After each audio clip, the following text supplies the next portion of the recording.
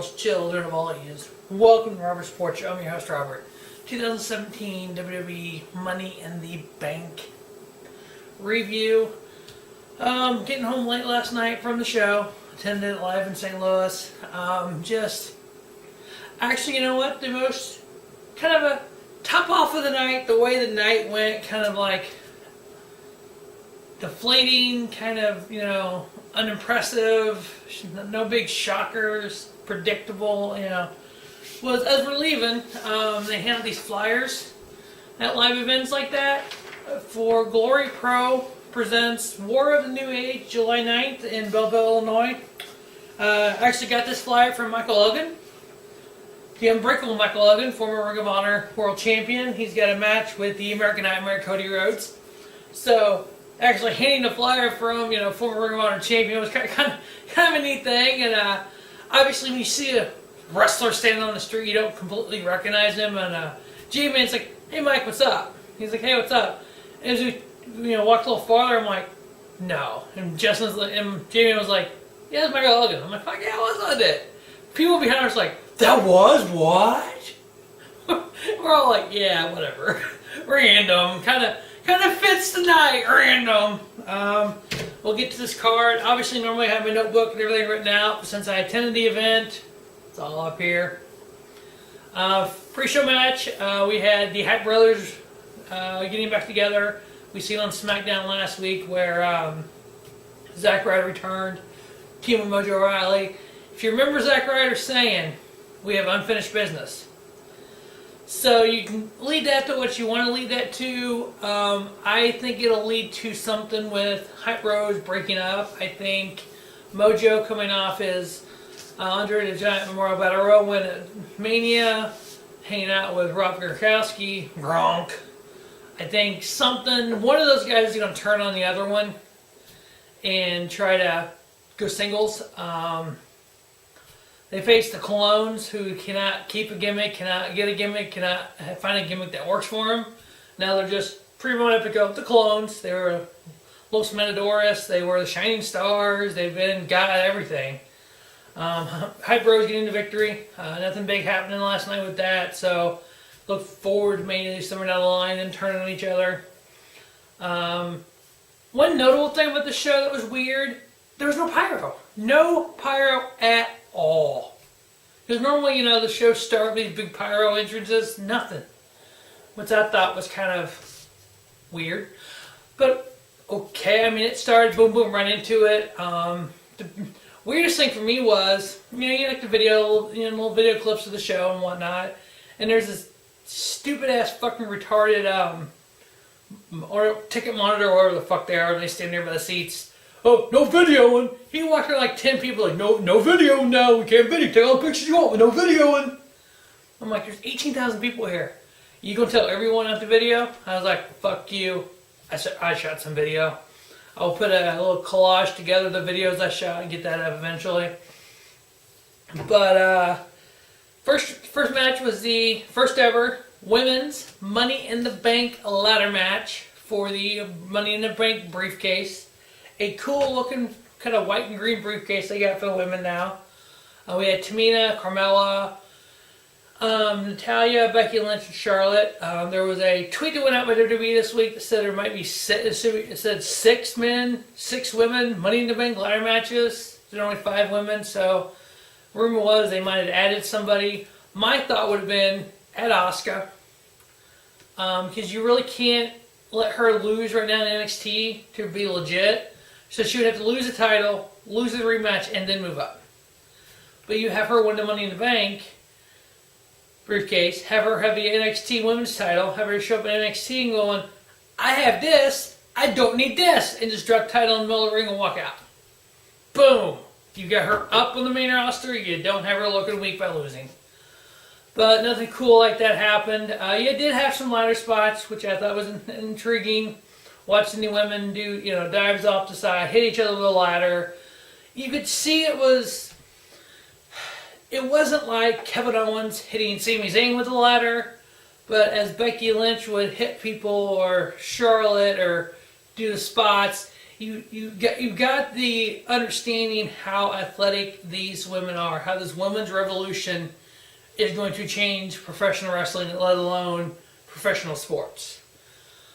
Problem with that is, when you have a dog like James Ellsworth out there, yes, he was cheering on Carmelo. Yes, he pushed the ladder over once. I think Carmelo and Becky and Natalia possibly. I'd have to look at my pictures and my video to see who exactly was on the ladder when the dog pushed it over. But you had those kind of spots that you're used to in the Money in the Bank matches. So you know what?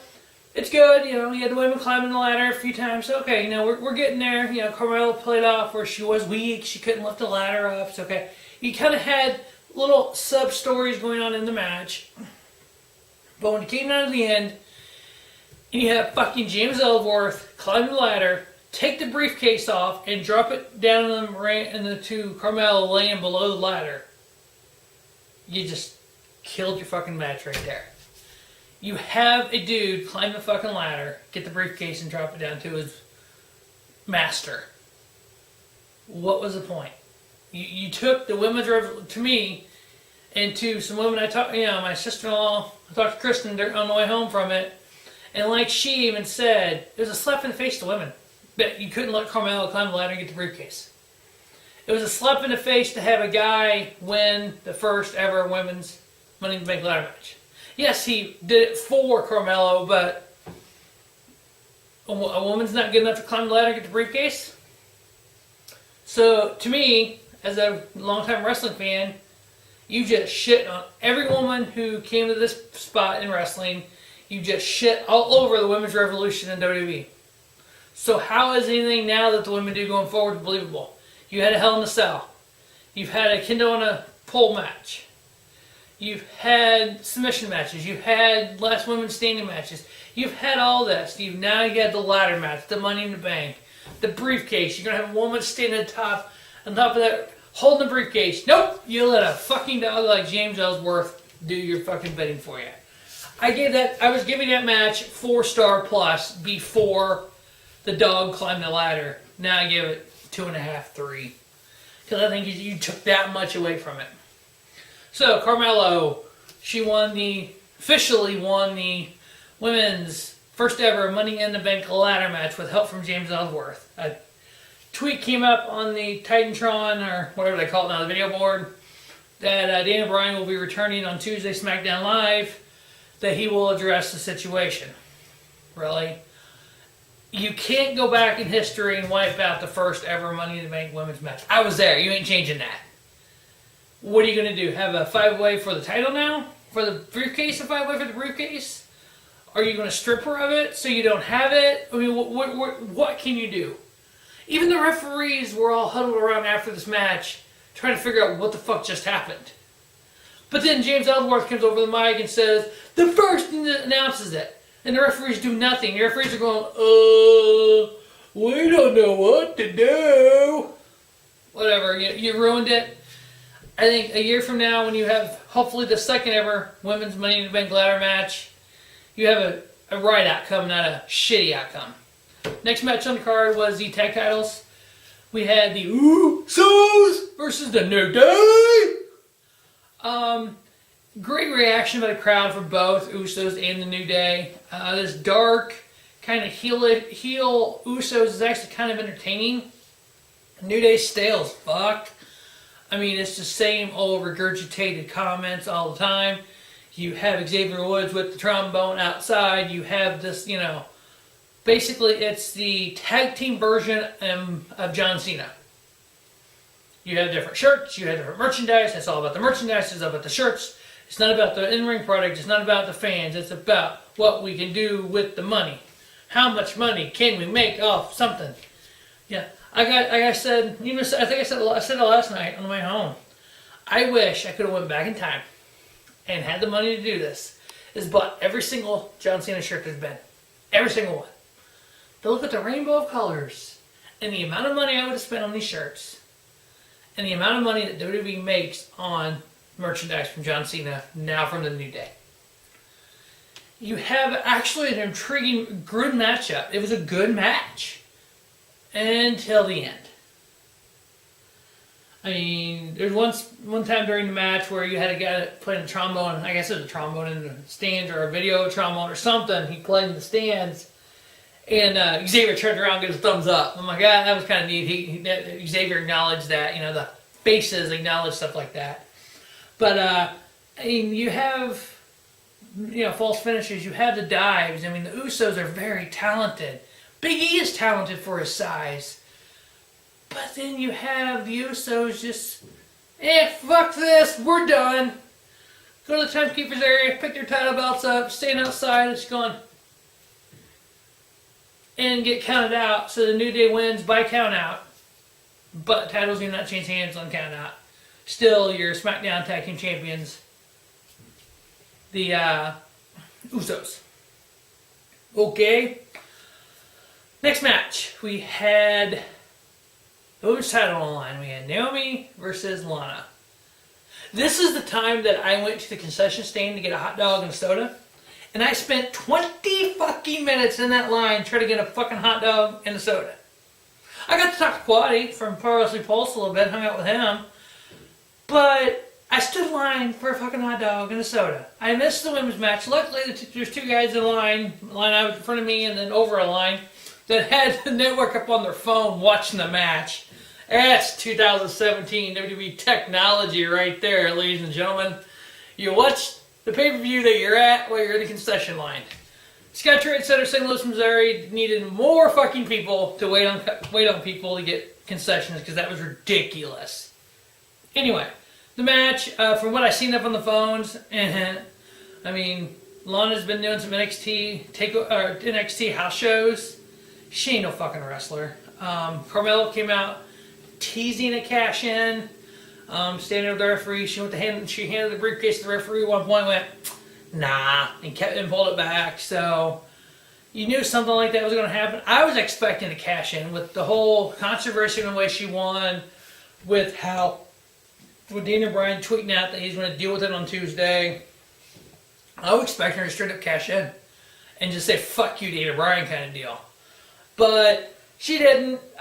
Naomi getting the victory. Naomi afterwards is standing in the ring going, holding the belt going, bring it, bitch, come on.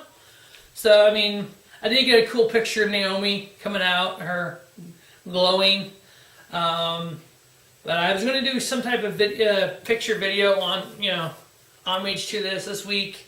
Kind of go through and kind of put the pictures and then the videos I took up and stuff and kind of, do something with it, maybe not. I don't know what I'll do with it yet, but it's kind of for me, kind of remember the moments that I haven't gone through on the network and fast forwarding through it all.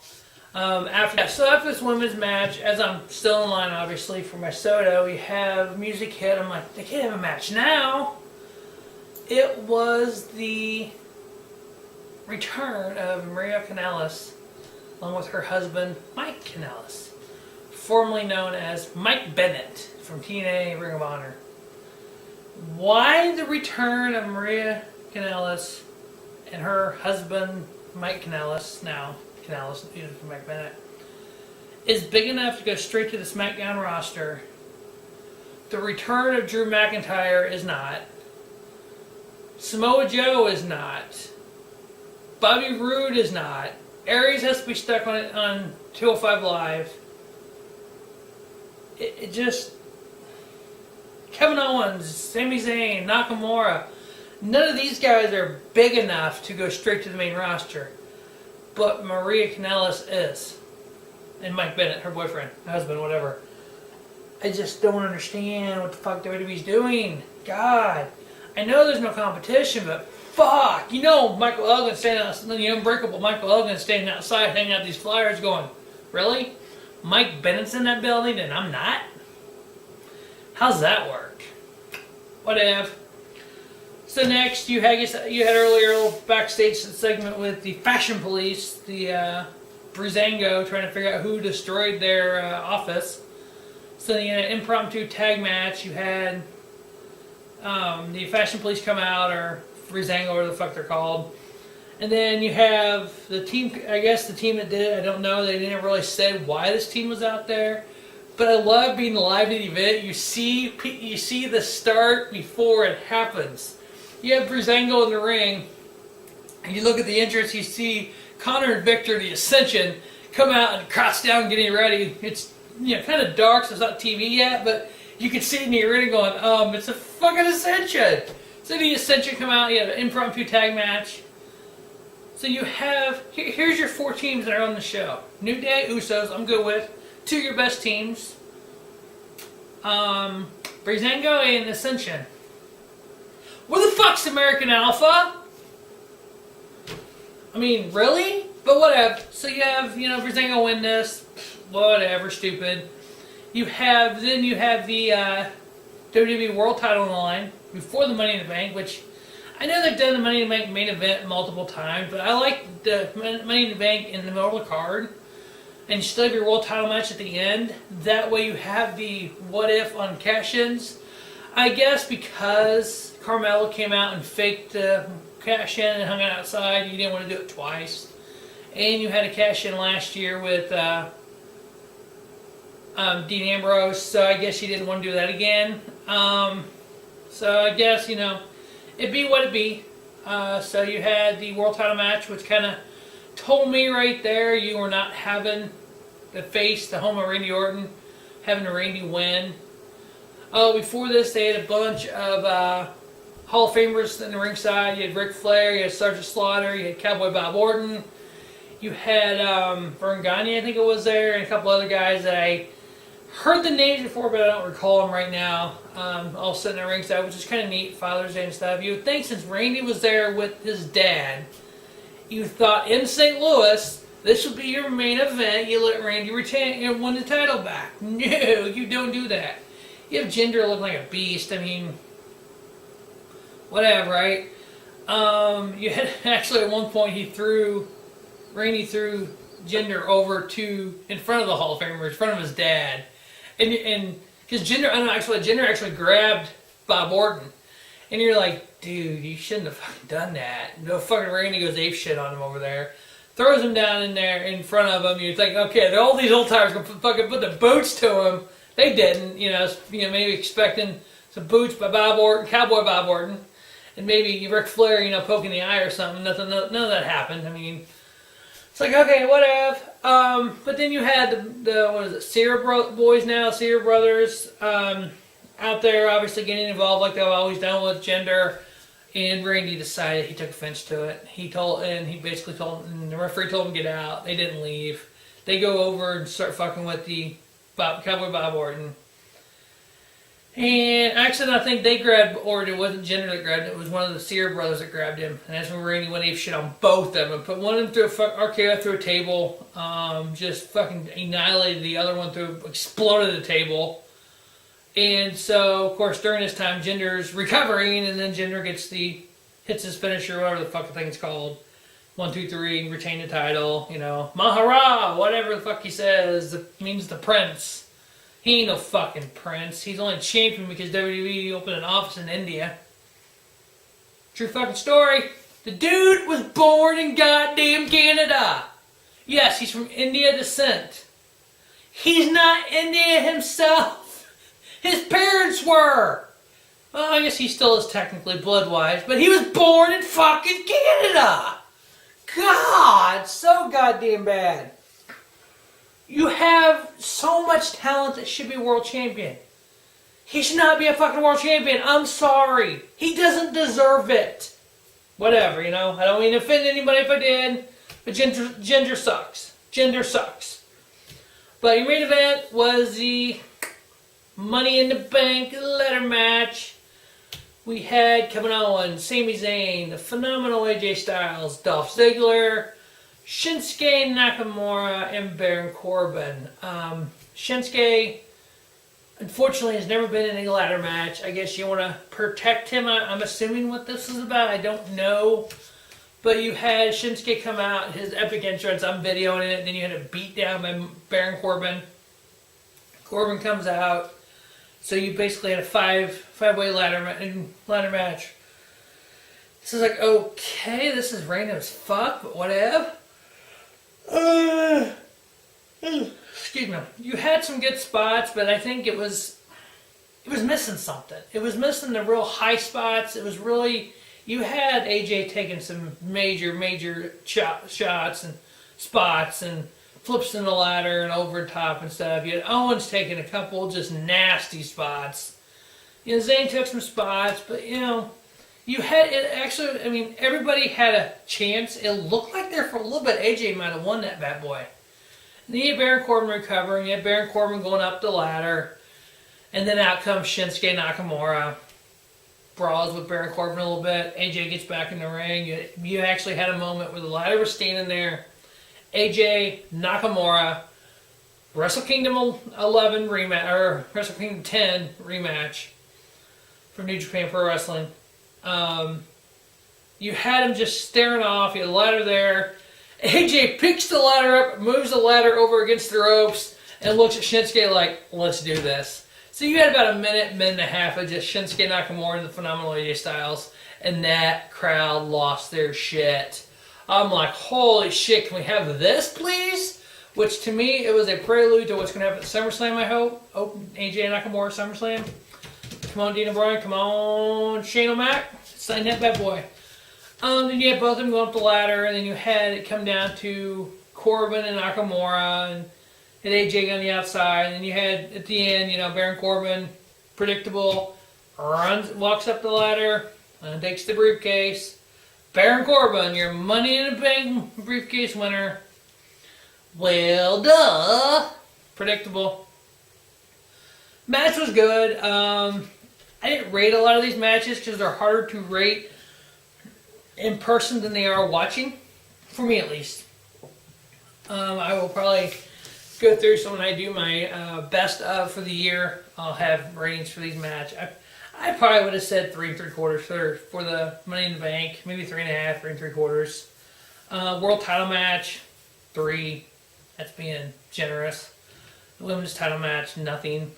The Colognes and Breezango, 2.5.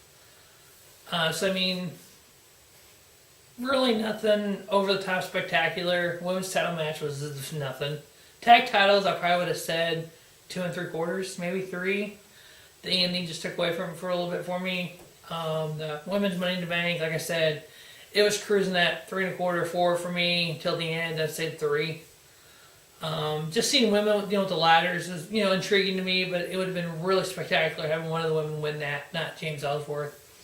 So, where do we go from here? WWE SmackDown, where do we go from here? WWE is just no competition, just weak as fuck right now.